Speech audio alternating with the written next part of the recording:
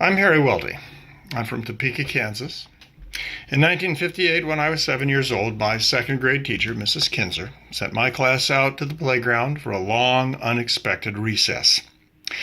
From the heights of the jungle gym, I watched a long line of students holding their chairs, stacked with textbooks, walking down the sidewalk from Buchanan Elementary School to my school, Lowman Hill Elementary.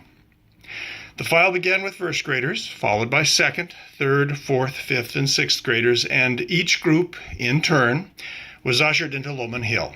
These students were black. When the sorting was complete, I went back into my newly integrated classroom. 4 years earlier, the Republican Chief Justice of the United States Supreme Court, Earl Warren, had managed to win a unanimous ruling that overturned its 1896 ruling in Plessy versus Ferguson. Plessy versus Ferguson made separate but equal schools the law of the land. Their new interpretation of the Constitution came from Brown versus Topeka Board of Education. I still remember the sign out on the highway where I took swimming lessons. It was paid for by the same people behind the vast right-wing conspiracy, then called the John Birch Society. The billboard demanded, "Impeach Earl Warren." Today I serve on a school board in Duluth, Minnesota.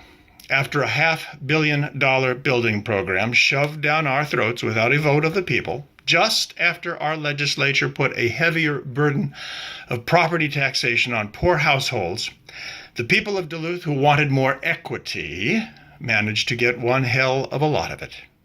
Now, richer, whiter students attend schools with a smaller share of poor and minority children. But despite this, they receive an outsized share of the compensatory education money that ought to be flowing into the schools with a higher burden of poverty.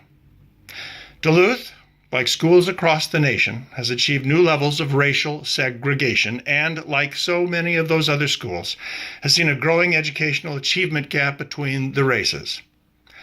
I am still a 7-year-old. The only difference is that I have 60 years' worth of experience on my 7-year-old's shoulders. I am a stubborn 7-year-old. After Ronald Reagan brought mourning back to America by championing states' rights 7 miles from the site where Scherner, Goodman, and Cheney were murdered, I have fought to keep Abraham Lincoln in the Republican Party. It has been a losing battle, but I stuck with it through most of my adulthood. To sit on the Duluth School Board today, 8 years after the election of President Barack Obama, and after having witnessed the calamitous results of the 2016 presidential election, that 7-year-old in me is as stubborn as ever. That 7-year-old is, however, no longer anything like the Republican Party he saw corrupted by power, prejudice, and fear. This new Republican Party has ushered in a new Gilded Age to rival the earlier era that gave America Plessy versus Ferguson.